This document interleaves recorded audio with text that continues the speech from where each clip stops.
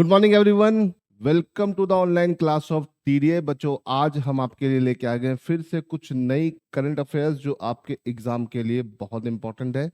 आज है 9 तारीख और 9 तारीख की जो भी टॉप इंपॉर्टेंट करंट अफेयर है मैं आपके सामने लेके आ गया हूँ। ठीक है बच्चों, आगे बढ़ने से पहले मैं बता दूं कि अगर आप इस चैनल पे नए हैं तो चैनल को सब्सक्राइब कर लिए ताकि सारी की सारी अपडेट्स आपको लगातार मिलती रहें। साथ ही साथ अगर आप को ये जो हम क्लासेस ले रहे हैं इसके रेगुलर पीडीएफ चाहिए तो टारगेट डिफेंस एकेडमी के टेलीग्राम चैनल को आप ज्वाइन कर सकते हो, जहां पे ये सारा का सारा कंटेंट पोस्ट होता है, क्विज के फॉर्म में भी और पीडीएफ के फॉर्म में भी। और इसके अलावा आपको अगर डिफेंस की तैयारी कर रहे हो, चाहे सीडीएस की, चाहे एनडीए की, या किसी भी अलग अलग एग्जाम्स की ऑफिसर बनने के लिए, तो टीडीए का जो टेलीग्राम चैनल है वो आपके लिए एक सिंगल प्लेटफॉर्म है जो आपकी इतनी मदद कर सकता है, तो इसे ध्यान रखिए। ठीक है, तो हम शुरू करते हैं आज के सेशन को, लेकिन आगे बढ़ने से पहले हम बात कर ले हमारे एसएसबी बैचेस की। बेटा, हमारे एसएसबी के ऑफलाइन बैचेस स्टार्ट हो रहे हैं, है ना। और जिन भी बच्चों की एसएसबी लगी है, चाहे वो एनडीए की हो चाहे सीडीएस की हो, और वो अपने आप को प्रॉपर 360 डिग्री ट्रेन करना चाहते हैं, तो तुरंत कॉल करिए और अपने आप को रजिस्टर करिए ताकि आपको एक एक जानकारी मिल सके और आपकी एसएसबी की प्रिपरेशन सबसे बेस्ट हो सके। चलिए शुरू करते हैं आज के पहले क्वेश्चन से। पहला क्वेश्चन क्या है बेटा? पहला क्वेश्चन है, what is the rank of India in UNDP human development index. बेटा, ह्यूमन डेवलपमेंट इंडेक्स जारी हो गया है ना। यूनाइटेड नेशन डेवलपमेंट प्रोग्राम जो है ये इंडेक्स को जारी करता है, और इंडिया की रैंक सुधर कर अभी कितनी हो गई है इस बार? तो भैया, इंडिया की जो इस बार की रैंक है वो है 130, है ना, 130। लास्ट ईयर के कंपैरिजन में, 2022 के कंपैरिजन में, 2022 में इंडिया की रैंक बेटा कितनी थी? 2022 में रैंक थी 133, और 2024 में कितनी थी? 134। ठीक है, तो उस हिसाब से देखा जाए तो इंडिया की रैंक सुधर कर कितनी हो गई है? आपकी 130 हो गई है ना। अगर देखा जाए तो ह्यूमन डेवलपमेंट इंडेक्स में 0.7 के ऊपर अगर हम है तो आपका डेवलपमेंट सही हो रहा है, और इसमें इंडिया के पॉइंट है 0.685, जो 0.7 से थोड़ा सा अभी कम है, इसे याद रखिएगा। अगर हम टॉप नेशंस की बात करें, एसडीआई ह्यूमन डेवलपमेंट इंडेक्स, इसको देखो, कहीं भी किसी भी देश को अगर डेवलप करना है तो ह्यूमन डेवलपमेंट इंडेक्स बहुत ज़रूरी है, बेसिक नेसेसिटीज बहुत ज़रूरी है। तो उन सब चीज़ें कहाँ पर किन देशों में मिल रही हैं, तो उसमें नंबर 1 हमारे पास जो है बेटा वो है आइसलैंड, है ना। आइसलैंड जो है हमारा नंबर 1 है। फिर उसके बाद नंबर 2 में बेटा आपका आता है नॉर्वे, और नॉर्वे के बाद आपका आता है स्विट्जरलैंड, है ना, याद रखिएगा। तो ह्यूमन डेवलपमेंट इंडेक्स में टॉप 3 नेशंस हमारे कौन से हैं? आइसलैंड, नॉर्वे, स्विट्जरलैंड, है ना। और इंडिया की बेटा रैंक क्या है? इंडिया की रैंक है 131, जो लास्ट ईयर के कंपैरिजन में अभी क्या कर गई है? इम्प्रूव कर गई है, इसे ध्यान रखिएगा। क्लियर है? आई होप कि आपको ये सारी बातें समझ में आ रही होंगी। ह्यूमन डेवलपमेंट इंडेक्स जारी कौन करता है? UNDP, United Nation Development Programme. याद रखिएगा, इंडिया अपने पड़ोसी देशों में सिर्फ चाइना, श्रीलंका और भूटान से ही नीचे है, बाकी सारे देशों से ऊपर है। याद रखिएगा, तो इंडिया की रैंक दिन ब दिन सुधर रही है, तो ये एक अच्छा इंडिकेशन है इंडिया के लिए। ठीक है, चलिए इसे याद रखिएगा। आगे बढ़ते हैं क्वेश्चन नंबर 2 की तरफ। हाँ, ये अच्छा क्वेश्चन है। ISRO expect the Gaganyaan. गगनयान की अगर हम बात करें, ठीक है, गगनयान जो हमारा है, गगनयान मिशन जो है, ये इंडिया का पहला मैन्ड स्पेस मिशन होगा जो प्रॉपर तरीके से स्पेस में जाएगा। तो उसकी लास्ट फेज की शुरुआत हो गई और ये 2027 तक कंप्लीट हो जाएगा। याद रखिएगा, ये India's first human space mission है। ह्यूमन स्पेस मिशन है जिसमें भारत के एस्ट्रोनॉट जो हैं वो स्पेस में 3 दिन रह के वापस आएंगे। 2027 को ये गगनयान लॉन्च होगा। ISRO, Indian space research organisation, इसको मैनेज करेगा, है ना। इसरो की अगर हम बात करें तो इसरो 1969 में फॉर्म हुआ था। इसका हेडक्वार्टर कहाँ है बेटा? इसका हेडक्वार्टर है आपका बेंगलुरु में, है ना। और अगर हम बात करते हैं इसरो के करंट चेयरमैन की, तो इस चेयरमैन का नाम मैं आपको कई बार बता चुका हूं, तो आप मुझे कमेंट में बताइए, who is the current chairman of ISRO? बेटा जरूर बताइएगा। ये आपका भी टेस्ट है, एक्शन रिएक्शन पे सब चलता है। ठीक है, चलो आगे बढ़ते हैं। हाउ मेनी सुप्रीम कोर्ट जज who made their public assets public, है ना, ठीक है भैया। अभी जब से ये जस्टिस वर्मा का, दिल्ली वाले जो जस्टिस वर्मा थे, उनके घर में आग लगने के बाद, काफी सारे उथल पथल होने के बाद, ठीक है, 5 करोड़ रुपए जल जाने के बाद काफी ज्यादा बवाल हो रहा है और जजेस के ऊपर काफी उंगलियां उठ रही हैं। तो अब अगर हम बात करते हैं जज के बारे में, तो जज को अपनी मतलब न्याय देने के लिए एकदम पारदर्शी होना चाहिए, बायस नहीं होना चाहिए। तो इसलिए अगर उनकी सारी संपत्तियों की जांच हो रही है, तो इसमें हमारे सुप्रीम कोर्ट की जो करंट स्ट्रेंथ है ना, सुप्रीम कोर्ट की करंट स्ट्रेंथ जो है बेटा 34 जजेस की है। कितने जजेस की है? 34 जजेस की। अब ये नंबर ऑफ जजेस कौन डिफाइन करता है कि सुप्रीम कोर्ट में 34 होंगे कि 30 होगा? ये डिफाइन करता है पार्लियामेंट। पार्लियामेंट में एक रेजोल्यूशन पास होता है, वहां से इनकी संख्या को घटाया बढ़ाया जा सकता है। आउट ऑफ 34 एक पोस्ट जज की क्या है? वैकेंट है ना, क्या है बेटा? वैकेंट है। तो इस तरह से देखा जाए तो अभी सुप्रीम कोर्ट में अपने पास 33 जज है, और उस 33 में से 12 ने अपनी एसेट्स का ब्यौरा नहीं दिया है, 21 ने अपने एसेट्स का ब्यौरा दे दिया है, जिसमें हमारे चीफ जस्टिस ऑफ इंडिया जो अब नेक्स्ट चीफ जस्टिस है, उन सब ने अपने अपने पूरी की पूरी संपत्तियों का ब्यौरा दे रखा है। याद रखिएगा, है ना। करंट चीफ जस्टिस अभी आपके जो है संजीव खन्ना है, लेकिन इनको रिप्लेस करेंगे बी आर गवई, और बी आर गवई को रिप्लेस करेंगे सूर्यकांत शर्मा। तो ये टॉप 3 सीनियर मोस्ट जज जो सुप्रीम कोर्ट के, इन्होंने इन्होंने तो अपनी संपत्ति को, चल अचल जितनी भी संपत्ति, उनको बता दिया कि भैया ये सब है हमारे पास।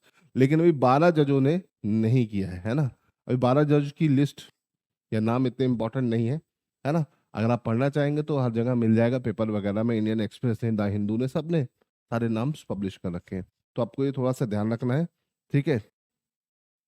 और करंट टाइम में जो इसकी स्ट्रेंथ चल रही है सुप्रीम कोर्ट की जज की, वो 33 है। तो हो सकता है, पूछ सकता है, नंबर ऑफ जजेस इन सुप्रीम कोर्ट कितने हैं? 33। सैंक्शन स्ट्रेंथ कितनी है? 34। और कितने जजों ने इतना ब्यौरा दे दिया? तो ये सब क्वेश्चन छोटे मोटे बन सकते हैं। सुप्रीम कोर्ट का जज कब तक रह सकते हैं? अप टू 65 ईयर्स, है ना, अप टू 65 ईयर्स, है ना। सुप्रीम कोर्ट का जज बनने के लिए क्या एलिजिबिलिटी होनी चाहिए भैया? 10 साल या तो सुप्रीम कोर्ट में वकील हो, या 10 साल हाई कोर्ट में जज हो। तब जाके अगर प्रेसिडेंट को लगता है यू आर डिस्टिंग्विश्ड ज्यूरिस्ट, तो वो आपको क्या बना सकते हैं? सुप्रीम कोर्ट का जज, ठीक है। चलिए, ये सब बातें हो गई किसके बारे में? जजेस के बारे में। कलीजियम सिस्टम भी होता है इनका, ठीक है। चलिए यहाँ से आगे बढ़ते हैं। हाँ, what is the number of refugees allowed to entry into the US by court? Court ने ऑर्डर कर दिया भैया, जो रिफ्यूजीज हैं उनको पापा लेके आओ, है ना। नेबरिंग कंट्रीज में बहुत ज्यादा बवाल चल रहा है, और वहाँ के रिफ्यूजीज को यूएस में एंट्री डोनाल्ड ट्रम्प ने बंद कर रखा था। तो यहाँ पर कोर्ट ने ऑर्डर कर दिया है, 12,500 रिफ्यूजीज हैं जिनको यूएस में एंट्री देने की बात कर दी गई है, ठीक है। चलिए अब आगे बढ़ते हैं। Recently Mohammad Khan Afzal passes away at the age of 81। He is related to which field? भैया खान अफजल खान की अगर हम बात करें, तो ये अपने समय के बहुत ही बढ़िया फुटबॉलर रहे हैं, हैदराबाद से बिलोंग करते हैं, और इनका अभी हाल फिलहाल में निधन हो गया है। ये अपने समय में बहुत अच्छे फुटबॉलर रहे थे, है ना। एट द एज ऑफ 81 इनकी डेथ हो गई है, इसे ध्यान रखिएगा, ठीक है। तो ये क्या थे बेटा? फुटबॉलर थे, ठीक है। और बुचरीज का एक इंपॉर्टेंट क्वेश्चन है, ठीक है। Who won the world winner award under the best digital advertising product or initiative at वन इफ्रा वर्ल्ड मीडिया अवार्ड? भाई वर्ल्ड मीडिया अवार्ड कहाँ दिएगा भाई? पोलैंड में। कहाँ? पोलैंड में, है ना। एक इंटरनेशनल अवार्ड हो गया, और इसमें इंडिया का द हिंदू जो है इस अवार्ड को जीता, ठीक है। तो इसे याद रखिए, द हिंदू न्यूज़पेपर है जो बहुत ही ऑथेंटिक न्यूज़पेपर है, काफी सालों पुराना है ना। आज के टाइम में इंडिया का टॉप मोस्ट न्यूज़पेपर है, जो अनबाइज होकर सारी की सारी खबरें देता है। अगर द हिंदू की बात करें, तो एन राम इसके फाउंडर थे, और उन्होंने इसको बहुत अच्छे से चलाया है ना। साउथ इंडिया से ये रन कर रहा है, इनिशियली रन कर रहा था, लेकिन अभी पूरे इंडिया में द हिंदू की ब्रांचेस हैं। और द हिंदू काफ़ी सारी ऐसी मैगजीन्स निकालता है जो काफ़ी बहुत अच्छा कंटेंट देती है, चाहे फ्रंट लाइन हो या द बिजनेस लाइन हो, या अलग अलग फील्ड में बहुत अच्छा काम कर रहा है। तो इसके इस सारे काम के चलते, वैसे ऐसा नहीं कि ये बाकी न्यूज़पेपर भी खराब है, ये भी बहुत अच्छा काम कर रहे हैं, बट द हिंदू अपने ऑथेंटिक डेटा के लिए हमेशा न्यूज़ में रहता है। तो याद रखिएगा इसका आंसर क्या है, द हिंदू। ठीक है, चलिए। फिर आता है वर्ल्ड थैलीसीमिया डे। बेटा 8 मई जो कल था, हम उस दिन क्या मनाते हैं, वर्ल्ड थैलीसीमिया डे। थैलीसीमिया बेटा क्या होता है, थैलीसीमिया एक ब्लड डिसऑर्डर होता है। Thalassaemia is a blood disorder, और काफी इंडिया के लोग इस डिसऑर्डर से परेशान हैं, है ना। इसमें क्या होता है, इसमें आपका, ठीक है, आपका नॉर्मल ऑक्सीजन लेवल, है ना, ऑक्सीजन लेवल जो होता है, ठीक है, वो लो हो जाता है। और ऑक्सीजन को बॉडी में कैरी करने का काम कौन करता है, एक प्रोटीन करता है, हीमोग्लोबिन। तो वो हीमोग्लोबिन एक प्रोटीन होता है जो कम हो जाता है, जिसके चलते आपको ये बीमारी होती है। ये जेनेटिक डिजीज होती है, और एक जनरेशन से दूसरी जनरेशन में कैरी फॉरवर्ड होती है ना। इसमें जो मेन कैरियर होते हैं वो एक्स क्रोमोसोम होते हैं या फीमेल्स होती हैं, इसे याद रखिएगा। थैलीसीमिया की अगर हम बात करते हैं तो ये एक काफी अलार्मिंग डिजीज है, इसे याद रखिएगा। और हर साल थैलीसीमिया की अगर हम बात करें तो ये 8 मई को इसकी अवेयरनेस के चलते इसको मनाया जाता है, वर्ल्ड थैलीसीमिया डे, 8 मई। ठीक है, ऑक्सीजन लेवल इसमें क्या हो जाता है, आपकी बॉडी में लो हो जाता है। ठीक है, चलो यहाँ से आगे बढ़ते हैं। रविन्द्रनाथ टैगोर जयंती, है ना बेटा, आज है 9 मई। 9 मई को हर साल हम रविन्द्रनाथ टैगोर जयंती नहीं मनाते, बल्कि इस बार मना रहे हैं, क्योंकि जो बंगाली कैलेंडर है उसके हिसाब से इनकी जयंती का दिन आगे पीछे होता है। बैसाख के 25वें दिन में इनकी जन्म हुआ था। टेक्निकली अगर हम रविन्द्रनाथ टैगोर की अगर बात करें तो रविन्द्रनाथ टैगोर, है ना, रविन्द्रनाथ टैगोर, है ना, अगर हम रविन्द्रनाथ टैगोर की बात करें तो बेटा ये पैदा हुए थे 7 मई, ठीक है, 1861 में। ठीक, इनकी जो फादर थे वो देवेंद्र नाथ टैगोर थे, और मम्मी का नाम था शारदा देवी। ठीक, रविन्द्रनाथ टैगोर 7 मई 1861 को बॉर्न हुए थे। बट टेक्निकली जो इनका उस टाइम में कैलेंडर चलते थे, उनको जो हम मानते थे, वो हमारा लोकल कैलेंडर जो हमारे देश में चलते हैं, या हिंदू मैथोलॉजी के जो कैलेंडर चलते हैं उसकी बात करें तो बंगाली कैलेंडर के हिसाब से बैसाख की 25वीं तारीख को इनका जन्म हुआ था। तो उसके चलते इनकी जो जयंती है वो 7th 8th 9th इन तीनों डेट में वैरी करती रहती है ना। तो इसको लेके काफी लोगों का कंफ्यूजन होता है। तो याद रखिएगा, ऑन पेपर जो हमारा जॉर्जियन कैलेंडर है उसके हिसाब से तो 7 मई इनकी डेट ऑफ बर्थ है। बट जो सेलिब्रेशन है बंगाली लोग करते हैं वो उस पर्टिकुलर डेट करते हैं, 25th डे ऑफ बैसाख, है ना। तो उस हिसाब से देखा जाए तो ये डेट थोड़ी सी वैरी करती है, इसे ध्यान रखिएगा। रविन्द्रनाथ टैगोर जी की अगर हम बात करें तो ये अपने समय से 100 साल आगे सोचने वाले व्यक्ति थे, और इनके जैसा भारत को कोई दूसरा व्यक्ति नहीं मिला जिसने कहानियां इतनी बढ़िया लिखी हो। इनकी लिखी हुई कहानी आज भी हम इतना, मतलब आज भी ऑब्सलीट नहीं है, आउटडेटेड नहीं हुई है। उस टाइम की लिखी हुई कहानियां आज भी आपको उतना ही इंटरेस्ट देंगी जितना उस टाइम में दे रही थी। रविन्द्रनाथ टैगोर अपने समय से 100 साल आगे सोचने वाले व्यक्ति थे, और इन्होंने ये पूरा नौ पहले नॉन यूरोपियन थे जिनको नोबेल प्राइज मिला, है ना। इनको नोबेल प्राइज भी मिला हुआ है ना। और नोबेल प्राइज कब मिला, 1913 में। किसके लिए, गीतांजलि के लिए, है ना। याद रखिएगा, गीतांजलि इनकी एक बहुत ही बढ़िया किताब है जिसके लिए इनको नोबेल प्राइज मिला, है ना। इनिशियली वो ट्रांसलेट हुई थी इंग्लिश में, तब जाके उसको मिला था। ठीक है, तो याद रखिएगा रविन्द्रनाथ टैगोर बहुत ही महान व्यक्ति हैं। इन्होंने इंडिया का नेशनल एंथम भी लिखा है, बांग्लादेश का नेशनल एंथम लिखा है, साथ ही साथ श्रीलंका के नेशनल एंथम में को लिखने में भी काफी मदद करी है। तो अगर देखा जाए तो रविन्द्रनाथ टैगोर अपने आप में एक बहुत ही विद्वान और मल्टीपल, बोल सकते हैं प्रॉपर्टीज या मल्टीपल चीजों के धनी थे, है ना। इनकी सोचने और समझने की क्षमता बहुत अच्छी थी, है ना, अपने समय से बहुत आगे सोचने वाले व्यक्ति थे। चलिए अब आगे बढ़ते हैं, अगले क्वेश्चन की तरफ चलते हैं।